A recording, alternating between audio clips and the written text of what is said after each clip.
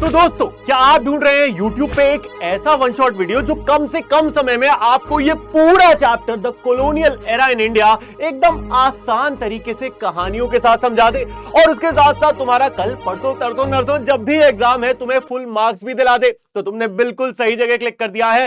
Welcome to the one shot series of class 8 social science. दोस्तों, मेरा नाम है आदित्य कौशिक, लेकिन प्यार से आप सब बोलेंगे मुझे आदि भैया। And this is the one shot of the colonial era in India. दोस्तों, ये चैप्टर नहीं, ये चैप्टर है एक कहानी जो हर भारतीय को पता होनी चाहिए। तो मैं कहता हूं भाई, भूल जाओ कि तुम कोई चैप्टर पढ़ रहे हो, सिर्फ मेरे साथ बैठो और इस कहानी का मजा लो। ये कहानी है भाई हमारे भारत की सबसे डार्क स्टोरी की, वो सबसे बड़ी बड़ी गलतियां जो हमारे पास्ट में हुई हमारे देश के लोगों से, जिससे हमारा देश 200 साल के लिए एक गुलाम बन गया। बहुत इंटरेस्टिंग कहानी है, बहुत मजेदार है। एक मैसेज दिल से रहेगा, भूल जाओ दिमाग से कि तुम किसी एग्जाम के लिए इसे पढ़ रहे हो और बस अगले 40 से 50 मिनट मुझे दे दो एंड मैं प्रॉमिस करता हूं ये चैप्टर तुम्हारी लाइफ का सबसे मजेदार चैप्टर बना दूंगा। ठीक है, तो शुरू करते हैं बहुत मजेदार तरीके से the colonial era in India. Let's go दोस्तों। सबसे पहले बात करें कि हर चीज जो भी मैं आज आपको पढ़ा रहा हूंगा वो straight from your new NCERT book है। आपके सारे टॉपिक्स एनसीईआरटी से कवर हो जाएंगे। बैक इसके पीछे जितने भी सवाल हैं वो सब तुम आराम से कर पाओगे। एक्स्ट्रा सवाल जो भी टीचर पूछ लेगा ना वो भी तुम कर पाओगे। तो भाई शुरुआत होती है कहानी की एक शब्द से। इस शब्द का नाम है कोलोनियलिज्म। पहले टॉपिक का नाम है द एज ऑफ कोलोनियलिज्म, लेकिन हमें सबसे पहले ये समझना होगा कि कोलोनियलिज्म आखिर होता क्या है। तो दोस्तों, एक कहानी की शुरुआत होती है अप्रोक्सीमेटली 11th सेंचुरी से। कब से होती है? ध्यान से देखो, इस कहानी की शुरुआत होती है लगभग 11th सेंचुरी से। क्या हुआ ऐसा 11th सेंचुरी में? 11th सेंचुरी में कुछ देश ऐसे थे जो बाकियों से थोड़ा ज्यादा डेवलप थे और उनके अंदर एक चुल जगी। चुल क्या होता है? एक मतलब कीड़ा। क्या कीड़ा? कि भाई हम क्यों ना हम दूसरे देशों पे जाके उन पे कब्जा कर लें। अब उसके कारण बहुत सारे थे, वो हम सब पढ़ेंगे, लेकिन ये जैसे जैसे ये कीड़ा जगा वैसे वैसे कुछ देश अलग अलग देशों पे जाके कब्जा करने लगे और इसी सिंपल सी बात को हम कहते हैं कोलोनियलिज्म। व्हेन वन कंट्रीज, क्या लिखा है? एक ऐसी practice when one country controls another region और अ कंट्री, और वहां पे वो अपने पॉलिटिकल, इकोनॉमिक और कल्चरल सिस्टम थोप देते हैं। इसे कहा जाता है कोलोनियलिज्म। लेकिन हमें शुरुआत करनी है द एज ऑफ कोलोनियलिज्म, यानी कि एक ऐसा समय आया जिस समय कोलोनियलिज्म बहुत तेजी से बढ़ने लगा। बहुत सारे देश इसी चीज को स्टार्ट करने लगे कि हम भी दूसरे देश पे जाएंगे, हम भी जाएंगे। एक रेस शुरू हुई और इस रेस की शुरुआत हुई यूरोप से। आपको पता है हमारे इस पृथ्वी पर 7 कॉन्टिनेंट्स हैं आज की डेट में, उसमें से एक कॉन्टिनेंट है, छोटा सा कॉन्टिनेंट है यूरोप। क्या आप सोच सकते हैं इस छोटे से कॉन्टिनेंट पे बाकी के 70% दुनिया पे कब्जा करा था एक समय पे। 70% दुनिया इस छोटे से कॉन्टिनेंट की कॉलोनी हुआ करती थी। कॉलोनी क्या होता है? याद रखना, मैंने आपको बताया था जब एक देश एक दूसरे देश पे कंट्रोल हासिल कर लेता है तो जिस देश पे कंट्रोल हो गया उसे कहा जाता है एक कॉलोनी। जैसे कि हमारा भारत एक ब्रिटिश कॉलोनी हुआ करता था। ब्रिटिश क्यों कह रहे हैं? क्योंकि उस समय इंग्लैंड को ब्रिटेन कहा जाता था। ब्रिटेन के लोग इंडिया आए, उन्होंने इंडिया पे कंट्रोल हासिल करा और ऐसे हमारा भारत एक ब्रिटिश कॉलोनी बन गया। ठीक है, आई होप अब आपको कॉलोनी का कॉन्सेप्ट तो समझ में आ गया होगा। अब शुरुआत करते हैं द एज ऑफ कोलोनियलिज्म से।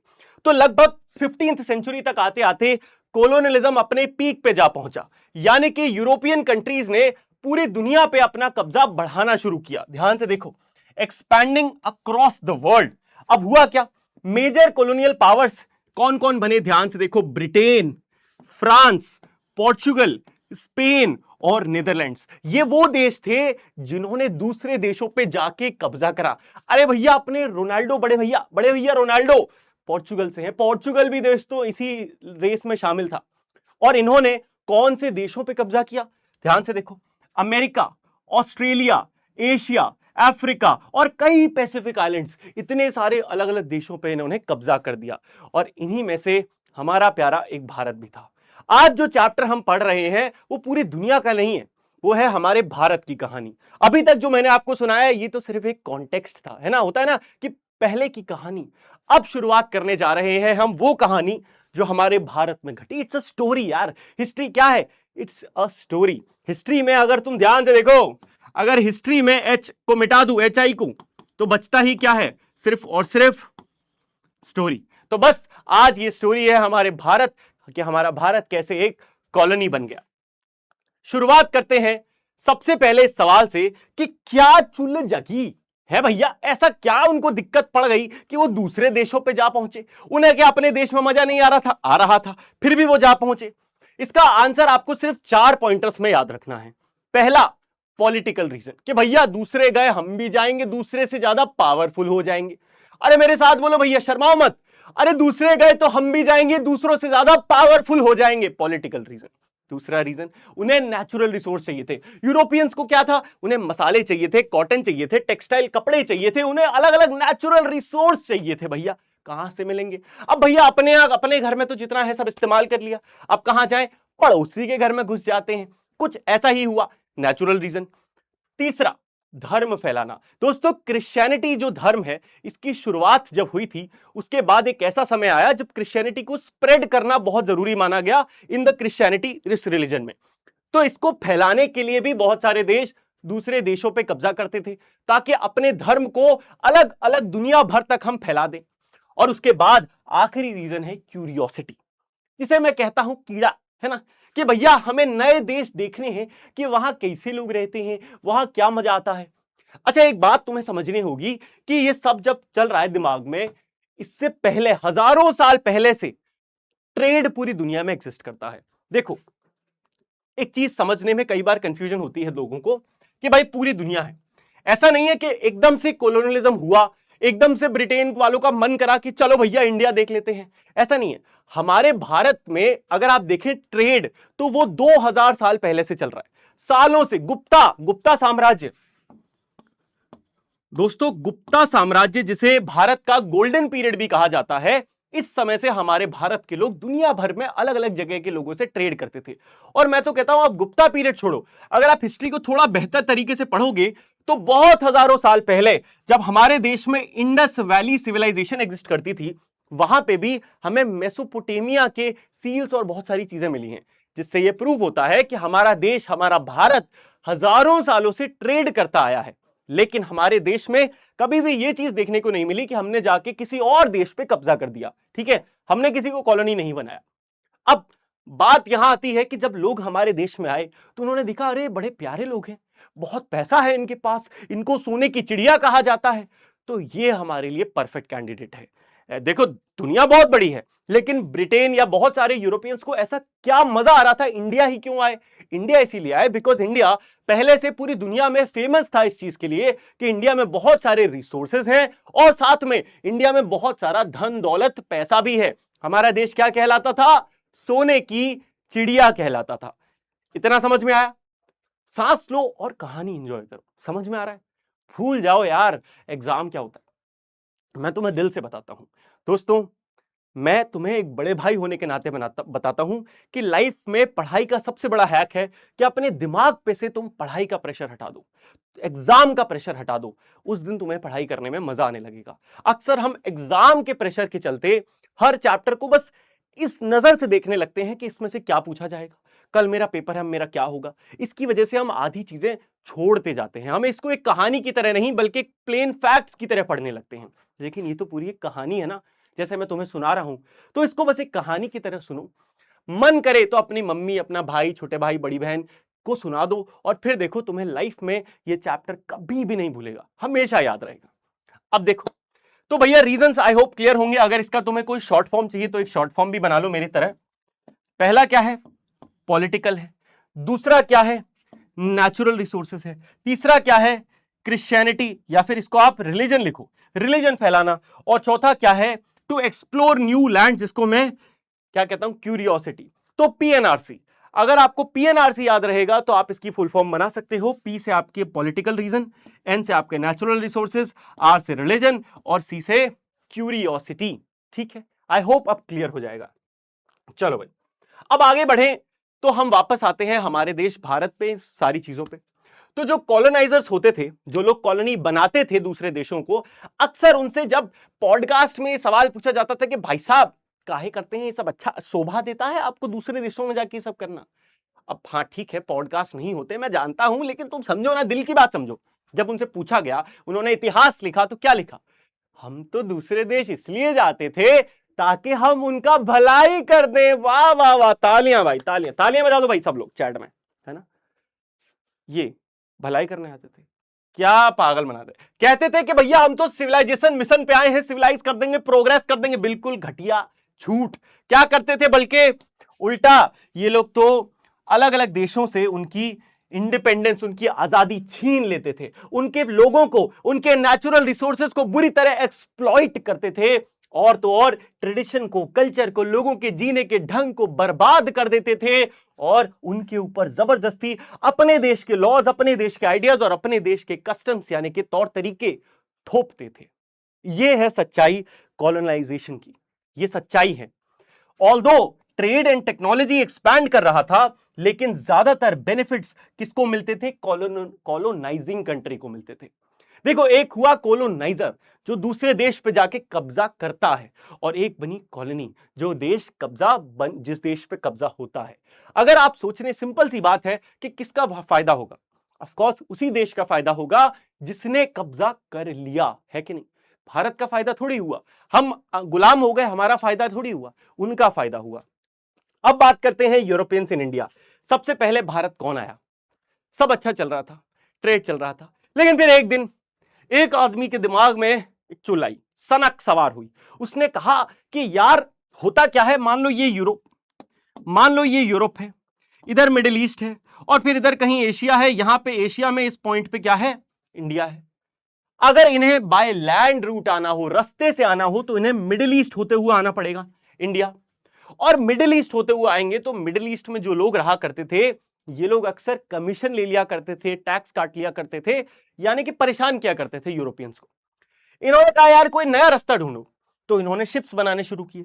और फिर एक दिन वो मई का महीना था, साल था 1498, एक महाशय उसी देश के अपने बड़े भैया जानते हो ना, क्रिस्टियानो रोनाल्डो बड़े भैया, उन्हीं के खानदानी, सो सॉरी गाइस, मतलब उन्हीं के देश का एक व्यक्ति जहाज लेके निकला, और मई के महीने में 1498 में जा पहुंचा कहां?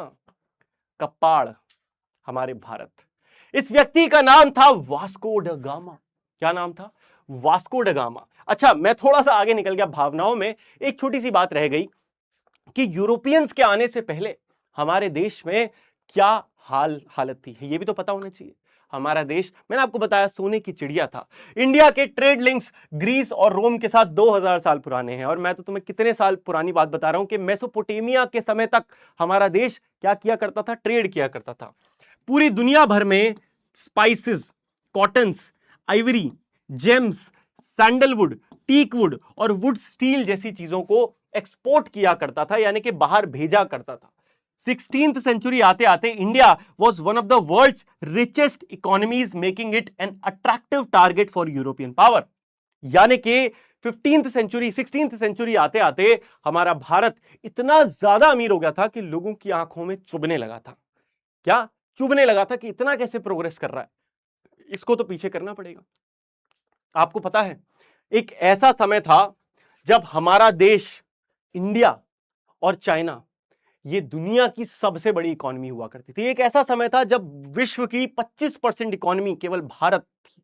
इतना पैसा था इंडिया के पास, 25% दुनिया भर का पैसा केवल हमारे पास था, हमारे रीजन के पास था। अब मैंने जैसा आपको बताया कि ये महाशय थे एक्सप्लोरर, वास्को ड गामा इनका नाम था। क्या नाम था? Vasco da Gama. इन्होंने एक सी रूट डिस्कवर कर लिया, एक रास्ता डिस्कवर कर लिया यूरोप से सीधे इंडिया आने का, और ये कप्पाड़ जो कि केरला में पड़ता है आज की डेट में, ये 1498 में पहुंचे। और जिस जगह ये पहुंचे, ये एक बहुत ही बड़ी बात मानी जाती है, क्योंकि पहली बार था कि किसी व्यक्ति ने सीधे बिना मिडिल ईस्ट के रास्ते होते हुए सीधे इंडिया का रास्ता ढूंढ निकाला था। अब रास्ता ढूंढ लिया तो भैया अब तो सिर्फ एक व्यक्ति तो आएगा नहीं, पीछे पीछे हजारों लोग आएंगे, वही कहानी पढ़नी है। फिर क्या हुआ?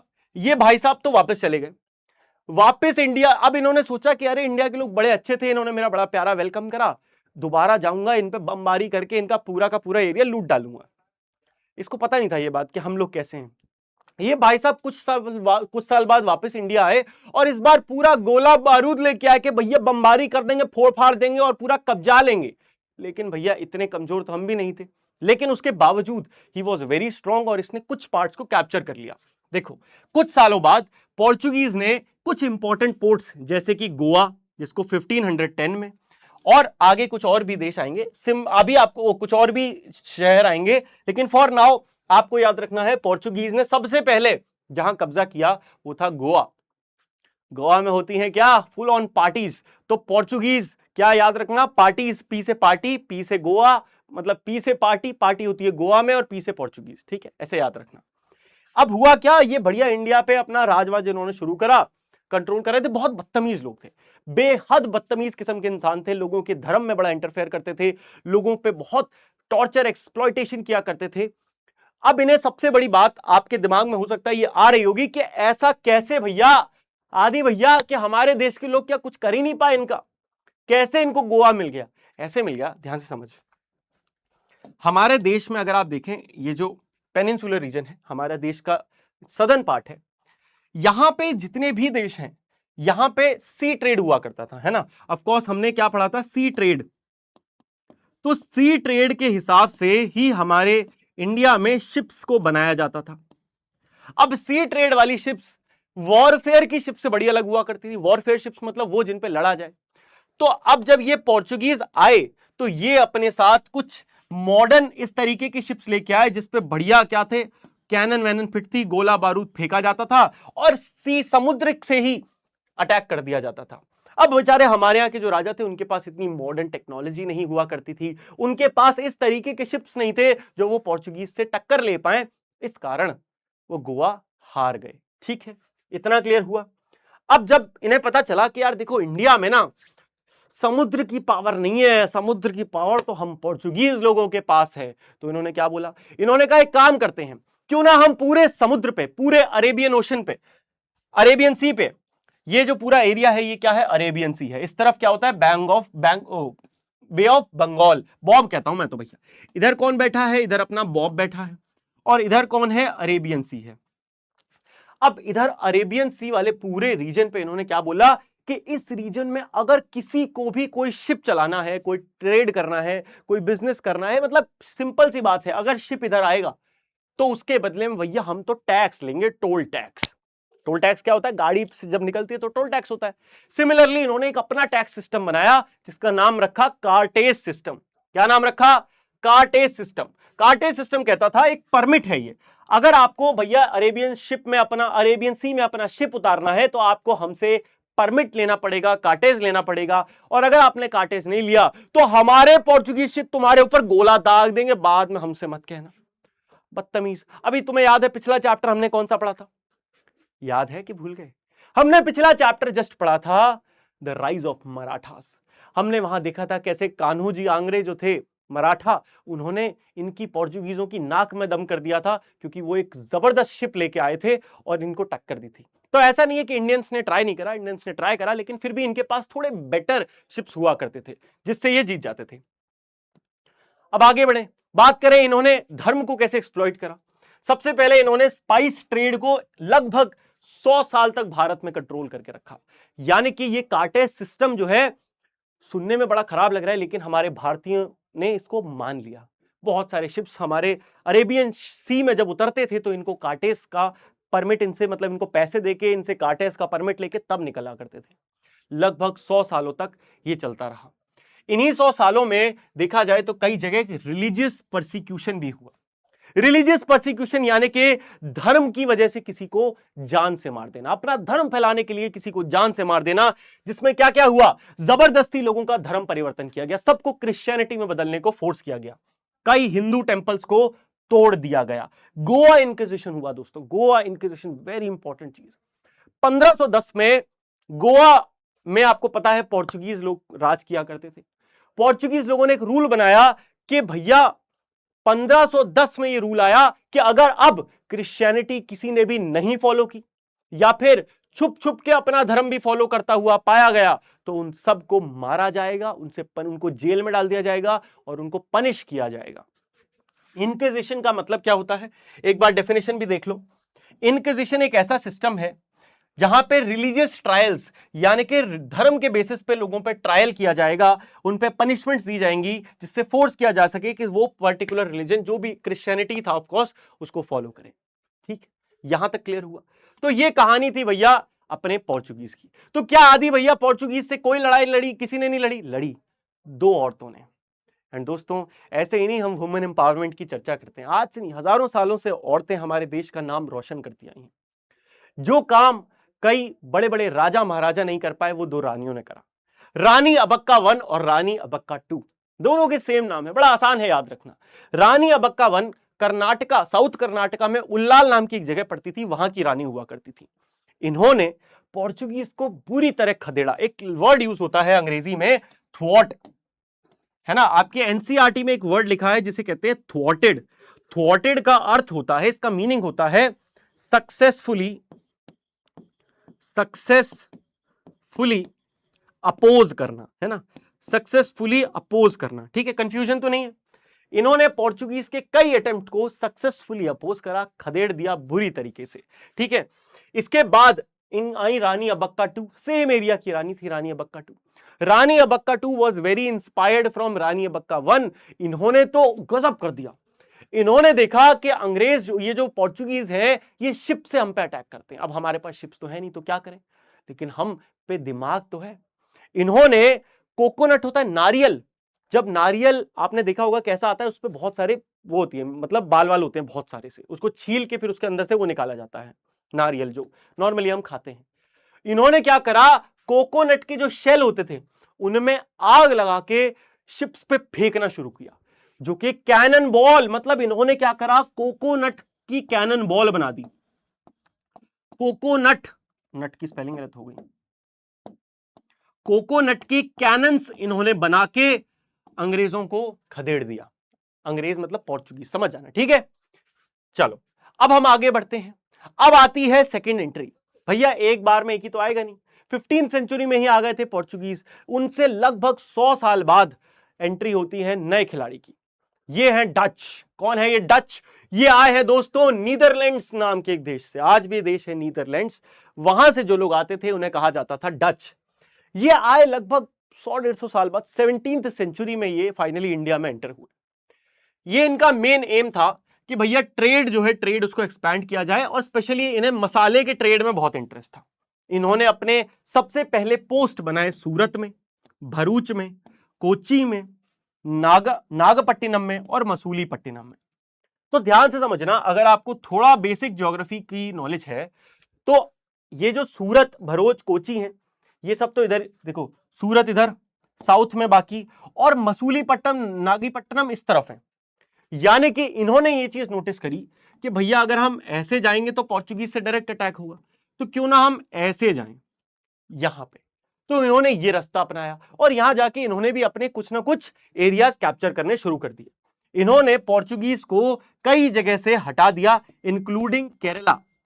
केरला दोस्तों one of the biggest centre था पोर्चुगीज का, जहां से लतिया के डच ने उनको हटा दिया और केरला मेन सेंटर बन गया डच लोगों का, है ना। पोर्चुगीज गए सैड और कौन आ गए, डच आ गए। अच्छा, पोर्चुगीज अभी भी हैं, ऐसा नहीं है कि पोर्चुगीज चले गए, अभी भी हैं। सेम टाइम पे डच भी इंडिया आ गए, अब दो हो गए, अभी एक कंटेंडर था अब दो हो गए। इन्होंने their influence declined after the battle of Colachel, लेकिन इनके साथ एक हादसा हो गया जिसके बाद इनकी इतनी बेइज्जती हुई, इनका इतना ऑरा माइनस हो गया कि ये बेचारे ज्यादा कुछ बढ़ा नहीं पाए। एक राजा थे जिनका नाम था मार्थंड वर्मा। कहां के राजा थे? ट्रावनकोर के राजा हुआ करते थे। राजा मार्थंड वर्मा की लड़ाई हुई डच लोगों से, और जो पीटा भाई साहब, जो पिटाई लगाई मार्थंड वर्मा ने इन लोगों की कि भैया इनका ऑरा पूरे समाज में हो गया माइनस, और ये एकदम घबरा के चुपचाप बैठ गए। 1741 में बैटल ऑफ कोलाशल हुई थी। Battle of Colachel very important battle है, ध्यान रखना। कब हुई? 1741 में, जहां राजा मार्थंड वर्मा ने ट्रावनकोर के राजा को इनको हरा दिया। ठीक है, अब ये इनकी कहानी भी यहां खत्म हो जाती है।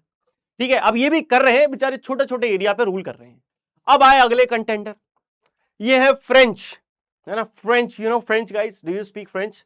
आई एम लर्निंग फ्रेंच, है ना। अब हमारे ये सब बड़े अच्छे देश, ये सब कंट्रीज अब हमारे दोस्त हो गए। एक समय पे इन्हीं ने हम पे कब्जा किया था, बताओ। अब फ्रेंच आते हैं, इन्होंने अपना पहला ट्रेडिंग पोस्ट एस्टैब्लिश करा सूरत में 1668 में और बाद में पौंडीचेरी में 1674 में।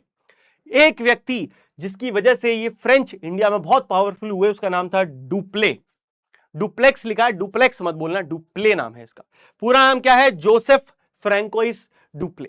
Dupleix was the governor general of French company जो इंडिया में आके रूल कर रही थी, है ना। ईस्ट इंडिया कंपनी थी लेकिन इनका फ्रेंच में कुछ नाम था, है ना, ओरिएंटल्स करके, वो तुम्हें याद नहीं रखना है। बेसिकली इन्होंने किस तरीके से अपनी स्ट्रेंथ को इंडिया में बढ़ाया, इन्होंने आके इंडिया में एक प्रॉपर आर्मी सेटअप करी। सोचो ये एक कंपनी थी, इट्स लाइक इमेजिन करो आज की डेट में गूगल इंडिया है और गूगल इंडिया आके हमारी गवर्नमेंट से कहे कि देखिए सर, हम तो बिजनेस करने आए हैं, हमें तो फोन बेचने हैं और गूगल को प्रमोट करना है, लेकिन हमको एक ना छोटी सी आर्मी रखनी पड़ेगी सर। तो सरकार कहेगी भाई पागल हो क्या, तुम्हें बिजनेस करना है कि तुम्हें युद्ध लड़ने हैं, आर्मी क्यों चाहिए? ये सवाल अगर हमारे हिस्ट्री में राजाओं ने पूछ लिया होता तो शायद आज हमारी हिस्ट्री अलग होती, क्योंकि ये आए थे इंडिया में बिजनेस करने, लेकिन इंडियन सोल्जर्स को, जिन्हें ये सिपॉय कहा करते थे, इन्होंने इन्हें यूरोपियन स्टाइल में ट्रेनिंग देना शुरू किया और फिर यही इंडियंस हमारे ही भारतीय हमारे ही खिलाफ खड़े हो गए, क्योंकि ये लोग ट्रेंड थे, इनको ट्रेन किया जाने लगा, इनका ब्रेन वॉश कर दिया कि नहीं तुम तो ड्यूटी कर रहे हो, तुम देश खिलाफ नहीं, तुम तो ड्यूटी कर रहे हो। और इंडिया में ना एक जो फीलिंग होती है देश प्रेम की, वो आज आपके अंदर इसलिए है क्योंकि आज आपको बाउंड्री पता है कि मेरा भारत कितना है। पहले के लोगों को पता ही नहीं था कि मेरा भारत कितना है, क्योंकि हम तो डिवाइडेड थे ना। पहले कोई एक भारत नहीं था, पहले अलग अलग साम्राज्य हुआ करते थे कि उधर मुगल डायनेस्टी चल रही है, इधर मराठा डायनेस्टी चल रही है, अलग अलग डायनेस्टीज में भारत बटा हुआ था। डुप्ले गवर्नर जनरल रहा फ्रेंच का 1742 से 1754 पे, जिसने फ्रेंच पावर को इंडिया में बहुत बढ़ाया। फ्रेंच ने धीरे धीरे अपनी पावर, अब फ्रेंच के बारे में भी हमें ज्यादा नहीं पढ़ना है इस चैप्टर में, हमें बस इतना जानना है कि धीरे धीरे करके फ्रेंच ने बहुत पावर बनाई, लेकिन अपनी सारी पावर वो धीरे धीरे करके खो बैठे इन 3 बैटल्स। उनकी देखो, फ्रेंच और ब्रिटेन, जिनकी आगे हम कहानी पढ़ने वाले हैं, ये दोनों पक्के जानी दुश्मन थे एक दूसरे के। इनकी लड़ाई सिर्फ इंडिया में नहीं थी, इनकी लड़ाई यूरोप में भी थी। यूरोप में भी आपस में ये दोनों लड़ रहे थे, लेकिन इनकी दुश्मनी सोचो यूरोप से चल रही है, लेकिन लड़ाई हुई इनकी इंडिया के। इंडिया में 3 बैटल्स हुई जिन्हें कहा जाता है कार्नेटिक वॉर्स। क्या कहा जाता है? कार्नेटिक वॉर्स। ये चले 1746 1746 से लेके 1763 के बीच में 3 लड़ाइयां लड़ी गई। इन 3 लड़ाइयों में इन दोनों देशों ने, ब्रिटेन ने और साथ साथ में फ्रेंच ने क्या करा, दोनों ने इंडियन जो राजा महाराजा थे उनको पैसा दे दे के उन्हें किसी को अपनी साइड करा, किसी को अपनी साइड करा, और इंडिया के रिसोर्सेज का इस्तेमाल करके लड़ाई लड़ी गई। ये लड़ाई कार्नेटिक रीजन हमारे भारत में लड़ी गई, इसीलिए इसे कहा जाता है कार्नेटिक वॉर्स। ठीक है। हार के बाद, कार्नेटिक वॉर में फ्रेंच हार जाती है और हारने के बाद सिर्फ इनके पास पौंडीचेरी और कुछ छोटे मोटे जगह और बचती हैं जहां पे ये राज कर रहे हैं, अपना बिजनेस चला रहे थे। Unlike Portuguese, they generally did not interfere much in Indian social and religious life. Portuguese के बारे में पढ़ा, निकम्मे, बदतमीज, गंदे लोग थे, धर्म परिवर्तन कराते थे। फ्रेंच ऐसे नहीं थे, उन्हें केवल एक लालच था कि इंडिया पे हमें टेरिटोरियल एक्सपेंशन करना है। वो भी बेचारे कर नहीं पाए, हार गए, तो ऊपर से उन्होंने धर्म में ज्यादा इंटरफेयर नहीं करा। ठीक है। अब जो 3 कार्नेटिक वॉर्स थी वो याद रखना कार्नेटिक रीजन्स में लड़ी गई, साउथ इंडिया में, जिसमें ब्रिटिश ईस्ट इंडिया कंपनी एक तरफ थी और फ्रेंच ईस्ट इंडिया कंपनी एक तरफ थी। यहां तक सब सॉर्टेड चल रहा है। तो अब बात करते हैं इस कहानी के मेन विलन की, जिसका नाम है the east India company of Britain. British की एंट्री, यहां से ब्रिटिश की एंट्री हो रही, कहानी बड़ी इंटरेस्टिंग होने वाली है। ब्रिटिश जो इंडिया में एक ट्रेडर बन के आए थे 1600 में, क्वीन एलिजाबेथ वन ने इन्हें एक रॉयल चार्टर प्रदान कर दिया। एक कंपनी थी ये जो कि इंडिया आने वाली थी बिजनेस करने। इंडिया आने से पहले इन्होंने रानी से कहा कि देखिए रानी, हम इंडिया जा रहे हैं, हमको थोड़ी सी बस कुछ खास परमिशन चाहिए। रानी का क्या चाहिए? देखिए इन्होंने कहा कि भाई हमें अपनी आर्मी रखनी है, ये परमिशन हमें दीजिए। दूसरा, ब्रिटेन से कोई और कंपनी नहीं आएगी, हम मोनोपोली करेंगे, हम अकेले वहां जाएंगे तो लड़ेंगे, पता चला हमारी जान को खतरा है, आप हमें भेज दो, फिर कोई और आ जाए वो हमें मार दे, तो ऐसा हमें नहीं चलेगा। रानी ने कहा अरे मेरे बच्चे, तुझे रॉयल चार्टर दे दिया। रॉयल चार्टर क्या था? Royal charter was a letter, basically एक परमिशन लेटर था जिसमें क्या क्या चीजें लिखी हुई थी समझो। रॉयल चार्टर में सबसे पहले एक्सक्लूसिव राइट था ईस्ट इंडिया कंपनी के पास कि सिर्फ आप जाओगे भारत और ट्रेड करोगे, ठीक है, और कोई नहीं करेगा। और दूसरा क्या था? रॉयल चार्टर था कि एक ऑफिशियल डॉक्यूमेंट था जो कि रानी ने इशू करा था स्पेशल पावर देने के लिए। और दूसरा, कि कंपनी के पास अब अपनी प्राइवेट आर्मी बनाने के लिए परमिशन रहेगी ताकि वो अपने आप को प्रोटेक्ट कर पाए। इन्होंने अपना सबसे पहला सेंटर बनाया सूरत में, फिर बॉम्बे में, मद्रास में और कलकत्ता में। इन्होंने 4 जगह अपने पहले सेंटर्स बनाए। धीरे धीरे ये company trade as a way to gain political and military influence. इन्होंने धीरे धीरे शुरुआत क्या करी, हम तो जी ट्रेड करने आए, हम तो बहुत सीधे साधे लोग हैं जी, बस ट्रेड करने आए हैं। धीरे धीरे क्या करा, अपने अलग अलग राजाओं के बीच में इंटरफेयर करना शुरू किया और वहां से ये पॉलिटिक्स में घुसना शुरू हुआ। पूरी कहानी जानेंगे, टेंशन ना लो। अब बात करते हैं कैसे ईस्ट इंडिया कंपनी एक ट्रेडिंग कंपनी से एक रूलर बन गई, कैसे बनी। तो कहानी शुरुआत होती है बैटल ऑफ प्लासी से, जो कि होती है 1757 में, 1757 में। तो 1757 में अभी तक मुगल्स भी रूल कर रहे हैं दिल्ली में। दिल्ली में मेन पावर मुगल्स के पास है, लेकिन बहुत सारे अब इंडिविजुअल किंगडम्स भी हैं।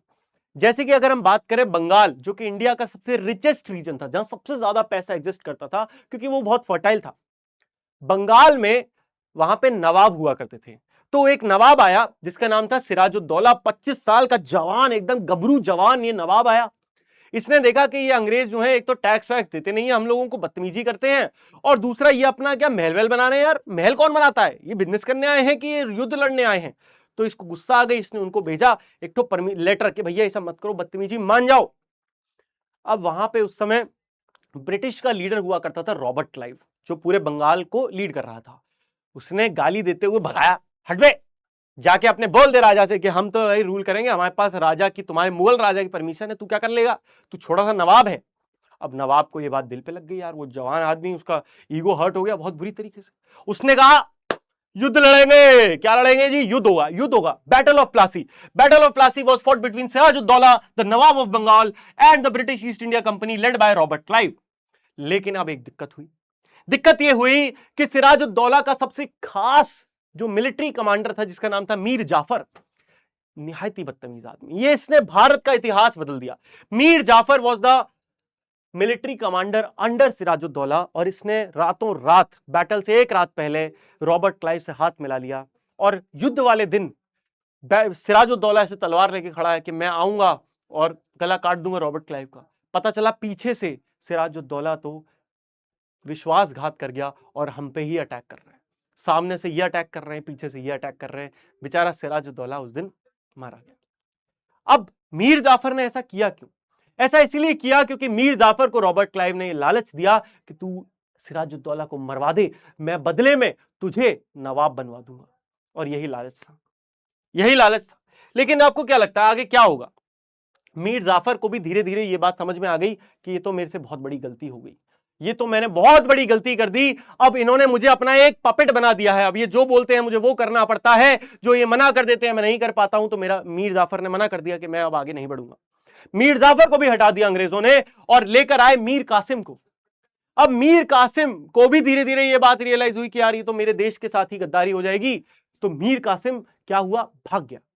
मीर कासिम भाग गया और उसने क्या करा, शुजा उद दौला जो कि अवध के नवाब थे, और शाह आलम टू जो कि मुगल एम्परर थे, इन दोनों के साथ मिलके दोबारा लड़ाई लड़ी, जिसे कहते हैं बैटल ऑफ बक्सर 1764 में।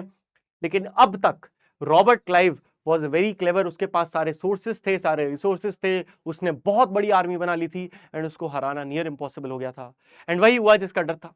ये बैटल भी भारतीय हार गए और ब्रिटिशर्स ये बैटल जीत गए। देखो ऐसे समझो कि बैटल ऑफ प्लासी सिर्फ वो दरवाजा था अंग्रेजों के लिए इंडिया पे रूल की शुरुआत करने का, जो कि खोल दिया बैटल ऑफ प्लासी ने। लेकिन battle of Buxar was the मतलब वो बैटल थी जिसके बाद अंग्रेज सीधे रूलर बन गए। कैसे हुआ? क्योंकि इसका एंड ये था, इसका एंड था ट्रीटी ऑफ इलाहाबाद 1765 में। जो मुगल एम्परर हुआ करते थे, इन्होंने बोला हम तुम्हारी जान सिर्फ उस पे छोड़ेंगे। रॉबर्ट क्लाइव ने बोला कि हमको क्या चाहिए, हमको पूरे बंगाल के कुछ एरिया का दीवानी राइट चाहिए। अच्छा, दीवानी राइट का मतलब सिंपल है कि भैया हमें यहां का आप रूलर बना दो, हम यहां पे टैक्स कलेक्ट करेंगे, हम यहां पे फुल कमांड हमारे हाथ में होगी, पावर हमारे हाथ में। तो बेसिकली पहली बार भारत में ऐसा हुआ कि एक ट्रेडिंग कंपनी एक ऑफिशियली लीगली एक क्या बन गई, एक दीवान बन गई, मतलब वहां की रूलर बन गई। समझ में आया? तो यहां से शुरुआत होती है। अब वो कौन सी ऐसी पॉलिसीज ब्रिटिश ने अपनाई जिससे वो ये सब कर पाए, समझो। पहली पॉलिसी का नाम है the strategy of divide and rule, जो आज तक बड़ी पॉपुलर है। भाई सिंपल सी बात है, दो राजा हैं, राजा 1 राजा 2, इन दोनों के बीच में आपसी लड़ाई है। ब्रिटिशर्स जाते थे और एक राजा से बोलते थे कि हम तुम्हारा साथ देंगे, तुम क्या करो, तुम इस पर अटैक करो, हम तुम्हारा साथ देंगे, बदले में बस हम जो बोले तुम वो कर देना। राजा मान जाते थे अपने पर्सनल लालच के चलते, और ये रियलाइज नहीं करते थे कि वो अपने देश के साथ कितना बड़ा नुकसान कर रहे हैं। इस स्ट्रैटेजी को कहते थे the strategy of divide and rule. British ने एडवांटेज लिया राइवलरीज का इंडियन रूलर्स के बीच में और अपनी पोजीशन को स्ट्रेंथन कर लिया। उन्होंने एक राजा को दूसरे राजा के भड़काया और फिर कंट्रोल करने लगे। इससे क्या हुआ, सोशल और रिलीजियस डिवीजन भी उन्होंने एनकरेज करे, हिंदू मुस्लिम के बीच में लड़ाई करवानी, दो रीजन्स के बीच में लड़ाई करानी, ये सब बहुत कॉमन था। दूसरी policy the doctrine of lapse. इन्होंने एक ऐसी पॉलिसी बनाई, ध्यान से देखो, a policy under the British took over states without a natural male successor. Simple सी बात है, अगर किसी राजा का कोई अपना संतान, अपना बेटा नहीं है, तो उस राजा का सारा राज्य ब्रिटिशर्स के अंडर में आ जाएगा। अब ये कैसे बोला इन्होंने कहा देखो भैया, हमारे देश में सिंपल सी बात है, अगर राजा का कोई बेटा नहीं है, रानी को, हम तो ये बोलते हैं कि लड़कियों को रूलर हम बनाएंगे नहीं, ये हमारे देश की बातें हैं, which is very sad, right, बहुत दुख की बात है। राजा मान गए इस बात पे कि ठीक है भैया, क्या करें, अब कितना लड़े। तो कुछ राजा जो मान गए, उनकी वजह से बहुत दिक्कत हुई। अंग्रेजों ने क्या कहा कि जिस राजा का अपना कोई बेटा नहीं है, अडॉप्टेड काउंट नहीं होगा, अपना बेटा नहीं है, समझ लो उसका राज्य हमारा। इसी पॉलिसी का नाम रखा doctrine of lapse. Lord Dalhousie ने लाई थी, याद रखना, लॉर्ड डलहौजी ने ये लाई थी, है ना, अपने ब्रिटिश टेरिटरी को एक्सपैंड करने के लिए। ये पॉलिसी कहती थी कि कोई भी स्टेट एनेक्स हो जाएगा अगर उसका रूलर की मृत्यु हो जाती है without a natural male heir. हाँ, ये याद रखना, जो राजा है उसकी डेथ हो जानी चाहिए। अगर राजा मर गया और राजा का कोई बेटा भी नहीं है, तो सारा का सारा राजपाट अंडर द ब्रिटिश आ जाएगा। तीसरी, सब्सिडियरी अलायंस, सबसे खतरनाक पॉलिसी जिससे पूरा का पूरा भारत ही हमारे हाथ से चला गया, वो थी कि एक राजा विदाउट द आर्मी। सोचो क्या राजा है, तुम लोग बताओ, एक राजा जिसके पास कोई आर्मी नहीं है, वो किस काम का राजा, किसी काम का राजा नहीं है। कुछ ऐसा ही हुआ। सब्सिडियरी अलायंस कहता था एक ऐसा सिस्टम जिसमें इंडियन रूलर्स को ब्रिटिश प्रोटेक्शन लेनी पड़ेगी, मतलब राजा के पास कोई अपनी आर्मी रखने की परमिशन नहीं होगी इंडियन राजाओं के पास। अगर उन्हें आर्मी चाहिए तो हम ब्रिटिशर्स हैं, हम अपनी आर्मी ट्रेन करेंगे, हम आपको आर्मी देंगे रेंट पे, बदले में आपसे बहुत मोटा पैसा लेंगे। अब सोचो ये हमारी ही ट्रेंड आर्मी है, तो तुम्हें क्या लगता है ये कभी हमारे खिलाफ आवाज उठाएगी? नहीं। यही तो खास बात थी, इन्होंने इंडियंस को खुद ट्रेन करा और फिर इंडियंस को ही रेंट पे दे दिया कि लो भैया, अब हम तुम्हें आर्मी देंगे, बदले में तुम पैसा दोगे, और पैसा नहीं दे पाए तो तुम्हारे टेरिटरी हमारी। कितना सिंपल है। इसके साथ साथ इन्होंने हर राज्य की दरबार जो होती है, राजा की दरबार, हर दरबार में अपना एक बंदा छोड़ दिया जिसे कहा जाता था ब्रिटिश रेसिडेंट। ये राजा के दरबार में डेली बैठता था और राजा की हर बात सुनता था, तो ताकि कोई भी राजा कभी ब्रिटिशर्स के खिलाफ प्लानिंग प्लॉटिंग कर ही ना पाए। आगे बढ़े तो अब देखते हैं हमारे भारत को एक स्वर्ग से नर्क कैसे बनाया गया। आगे क्वेश्चन मार्क लगा दिया है, चैप्टर वाले बहुत समझदार हैं, डायरेक्ट बोलेंगे तो भैया ब्रिटिशर्स के साथ थोड़ी लड़ाई वड़ाई हो जाएगी, तो क्वेश्चन मार्क लगा दिया कि क्या ऐसा हुआ था, आप खुद पढ़ के जान जाओ। अब ध्यान से समझो, लगभग ट्रीटी ऑफ इलाहाबाद 1765 में हुई, आपको पता है। उसके बाद ईस्ट इंडिया कंपनी के पास बहुत सारा पैसा आने लगा। सोचो उल्ट, क्या मजेदार चीज है, पहले ये बेचारे पैसा लेके आते थे इंग्लैंड से, ब्रिटेन से, इंडिया के रॉ मटेरियल्स खरीदते थे, राजाओं को पैसे देते थे और फिर सामान लेके वापस जाते थे। अब ये भाई साहब इंडिया के लोगों से ही पैसा ले रहे हैं, इंडिया के लोगों से अपने मन मर्जी दाम पे नेचुरल रिसोर्सेस खरीद रहे हैं और फिर भेज रहे हैं इंग्लैंड। वाह, क्या स्कीम है, सोच के देखो क्या स्कीम है भैया, है ना। लेकिन बहुत कम लोगों की भलाई पे खर्च किया करते थे, वेलफेयर पे जीरो खर्चा, जिसकी वजह से क्या हुआ, इंडिया की इकोनॉमी जो सोने की चिड़िया थी वो धीरे धीरे एकदम जमीन पे आ गिरी, जिससे दो दिक्कतें आई। पहला, बहुत भयंकर फेमाइन्स आई, फेमाइन्स यानी कि भुखमरी, जब खाना ही नहीं होता खाने को, और दूसरा ड्रेन ऑफ वेल्थ, भारत का सारा पैसा बह गया। शुरुआत करेंगे डेवास्टेटिंग फेमाइन्स, हमारे देश में बड़ी भयानक, डेवास्टेटिंग मतलब भयानक भुखमरी, फेमाइन आई। क्रॉप फेलियर्स हो जाती थी, कई बार ऐसा होता था बारिश नहीं हुई, फसल नहीं आई इस बार। सोचो उसके बावजूद ये बदतमीज निहायती गंदे लोग हमारे देश के किसानों से टैक्स लिया करते थे कि उतना ही टैक्स, हमें फर्क नहीं पड़ता, हमें नहीं फर्क पड़ता कि फसल उगी या नहीं उगी, हमें फर्क पड़ता है कि हमारा टैक्स पूरा आया या नहीं आया। उन्होंने लगातार फूड को, सोचो भारत से जो खाना उग रहा था वो इंग्लैंड भेज दिया जा रहा था और भारत के लोग भूखे मर रहे थे। सोचो हमारे देश में बंगाल में एक ऐसा समय आया जब लगभग 10 लाख लोग भूख से मारे गए और इसी सेम समय पे दिल्ली में अंग्रेज एक ऐसी दावत रख रहे थे जहां 3 दिन तक दिन रात खाना पीना चल रहा है। किन के लिए? ब्रिटिशर्स के लिए और भारत के राजा महाराजाओं के लिए। यह हालत थी हमारे देश की। सोचो, ऐसी भुखमरी आई। एग्जाम्पल के लिए एक ग्रेट फेमाइन आई थी 1876 से 78 में, जिसमें लॉर्ड लिटन ने ऑर्डर दिया था government should not interfere in reducing food prices even though millions were starving. इन्होंने कहा कि सरकार को कोई फर्क नहीं पड़ता, हम कोई प्राइस कम नहीं करेंगे, हम कोई टैक्स कम नहीं करेंगे, चाहे हजारों करोड़ों लोग मारे क्यों ना जाए। लगभग 10 से 20 इनफैक्ट इससे ज्यादा लोगों की मृत्यु हो गई भूख के कारण। हमारे देश के किसान जो खाना बनाते हैं वो कहां चला गया? इंग्लैंड भेज दिया गया। इसके बाद ड्रेन ऑफ वेल्थ की बात करें तो ब्रिटिश ने इंडिया की जो वेल्थ थी, इंडिया का जो पैसा था, धन दौलत थी, उसको पूरी तरह निचोड़ लिया और ले गए अपने देश में। इतना पैसा ले गए, इतना पैसा ले गए कि आप नंबर जब सुनोगे ना कि कितना पैसा ले गए, आपका दिल दहल जाएगा, आप कांप उठोगे, ऐसा नंबर था। उन्होंने हेवी टैक्स कलेक्ट करना शुरू किया, इंडिया के पैसे को, इंडिया का पैसा इस्तेमाल किया रेलवेज, टेलीग्राफ और वॉर्स के लिए under the British rule. Railways अपने लिए, टेलीग्राफ यूज करते थे अपने लिए और वॉर्स करते थे। सोचो, इंडिया के पैसों से अपनी लड़ाइयां लड़ी गई। इंडिया की ड्रेन ऑफ वेल्थ की बात करें तो लगातार जो पैसा इंडिया से बह रहा था, इसी को कहते हैं ड्रेन ऑफ वेल्थ। अब अगर हम बात करें कि कौन ऐसे पढ़े लिखे लोग थे जिन्होंने इस बारे में दुनिया को बताया कि कितना पैसा इन्होंने बहा दिया, तो वो कौन है? ब्रूक्स एडम्स, दादा भाई नौरोजी, रोमेश चंद्र दत्त और उत्सव पटनायक। ये 4 नाम याद रखना।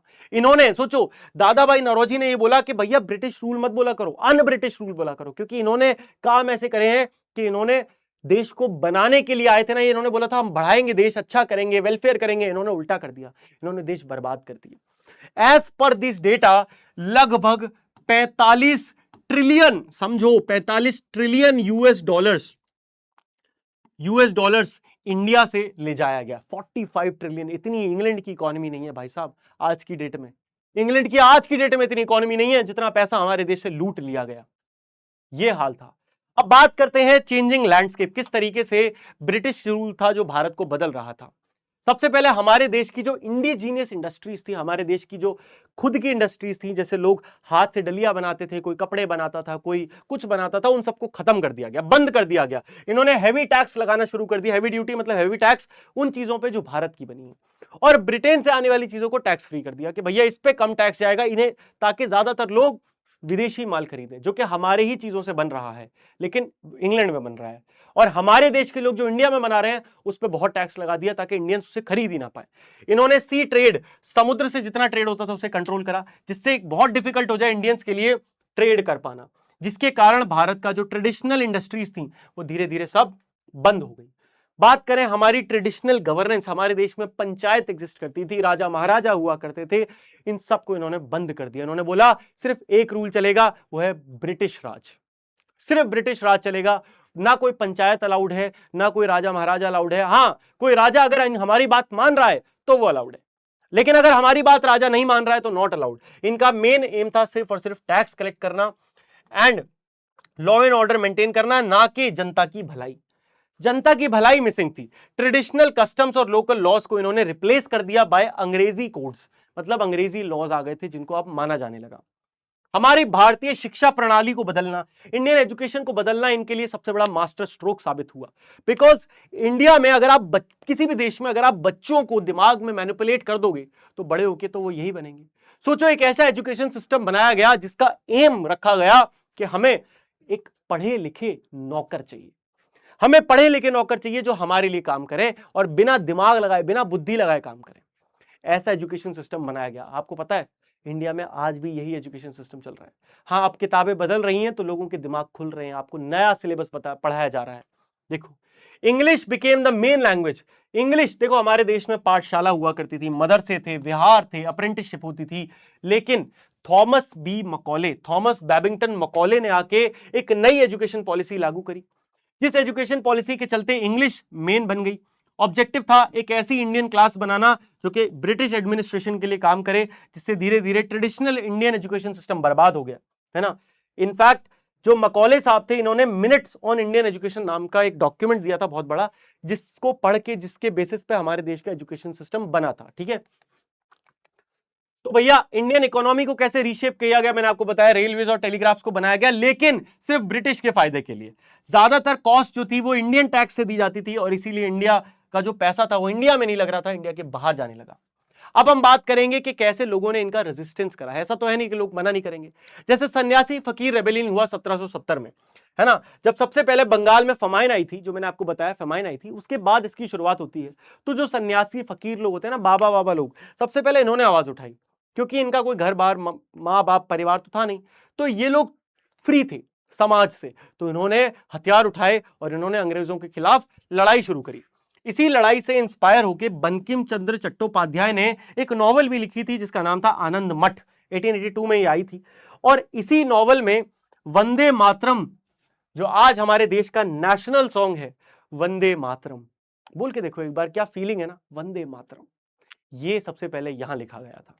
ठीक है, इसके बाद ट्राइबल, बहुत सारे अलग अलग ट्राइबल्स ने भी इसके खिलाफ आवाज उठाई, है ना। क्यों आवाज उठाई? क्योंकि भैया रेस्ट्रिक्शंस किया जा रहा था फॉरेस्ट पे, और फॉरेस्ट से जो प्रोड्यूस करोगे उन पे लॉस ऑफ ट्राइबल लैंड हो रहा था, हेवी टैक्सेस लगाए जा रहे थे, डेट ट्रैप्स यानी कि उनको उधार दे दे के उन पे फंसाया जा रहा था, इंटरफेयर किया जा रहा था ट्रेडिशंस जो ट्राइबल पीपल फॉलो करते थे, और जबरदस्ती कल्चरल और रिलीजियस बदलाव उनकी लाइफ में आ रहे थे।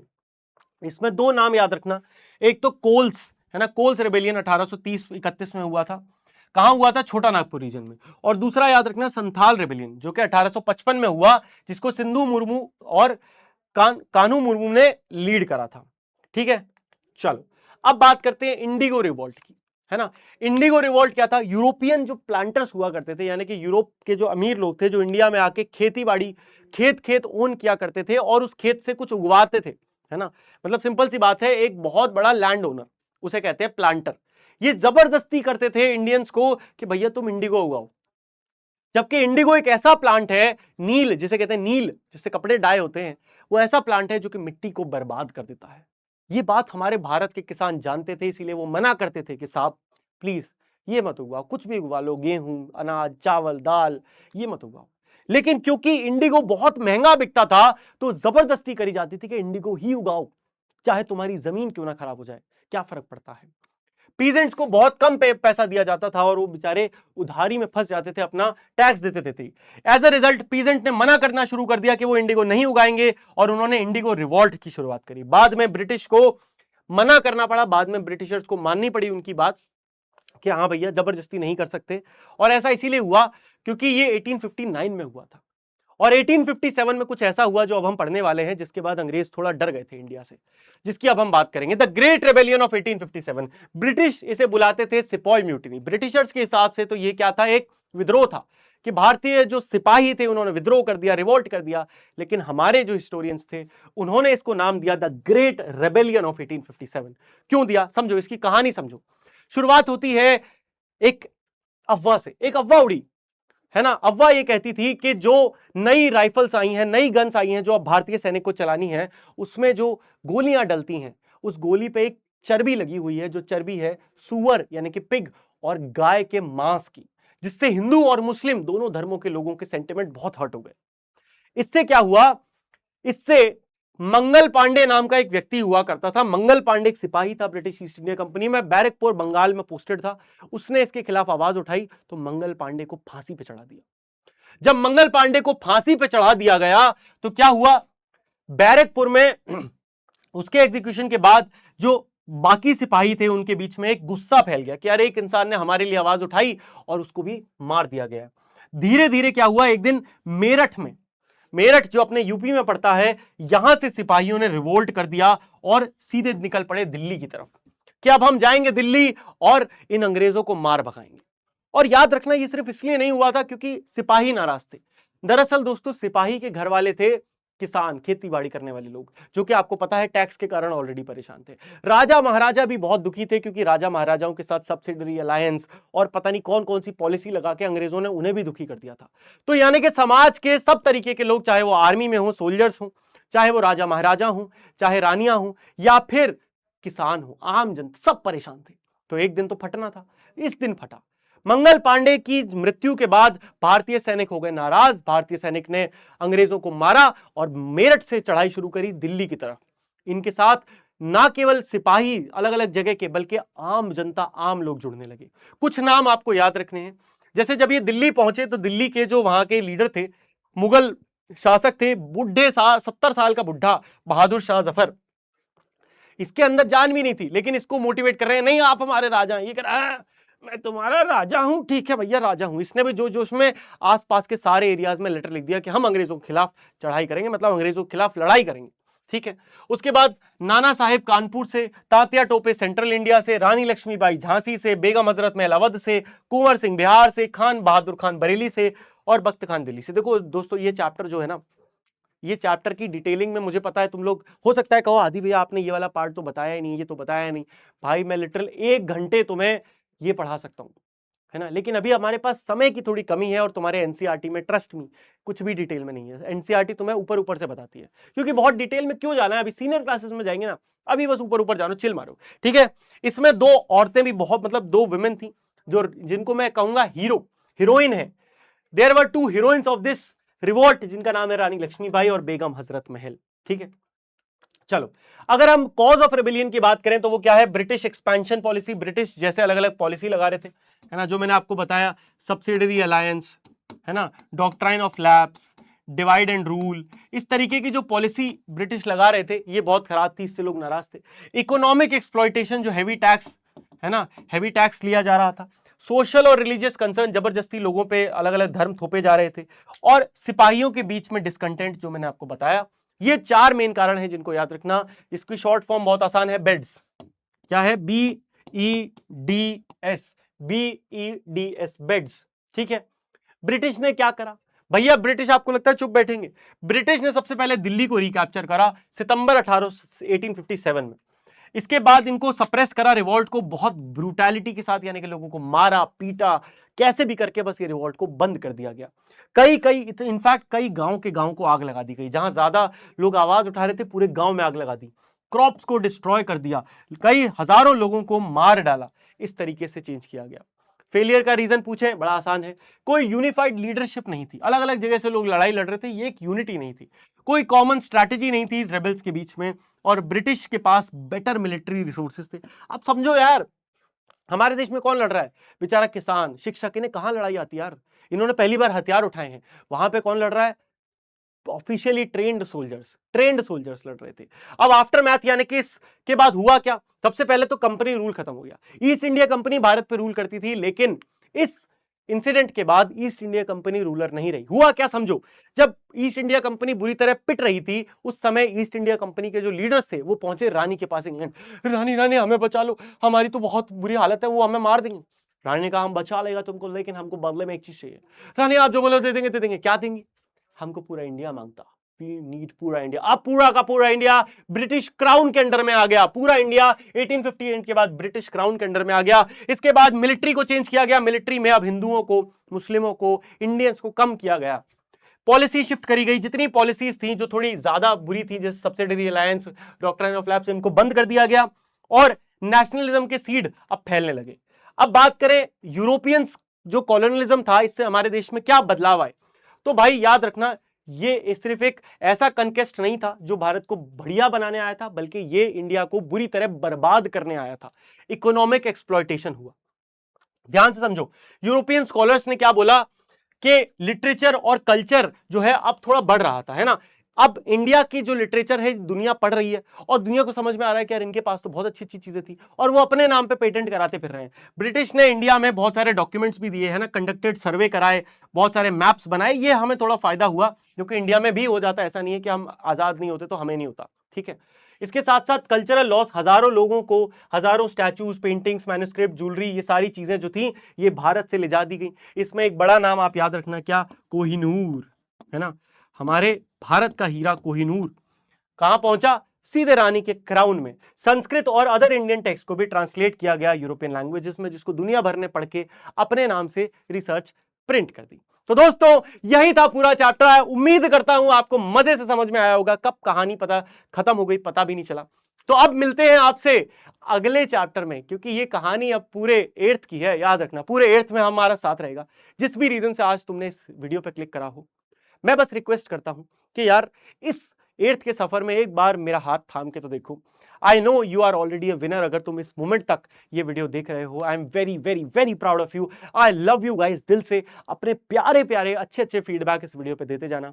मुलाकात होगी एक और वन शॉट के साथ, इससे भी ज्यादा धमाकेदार। तब तक के लिए गुड बाय। टेक केयर, मौज मस्ती करते रहिए एंड लव यू ऑल। जय हिंद।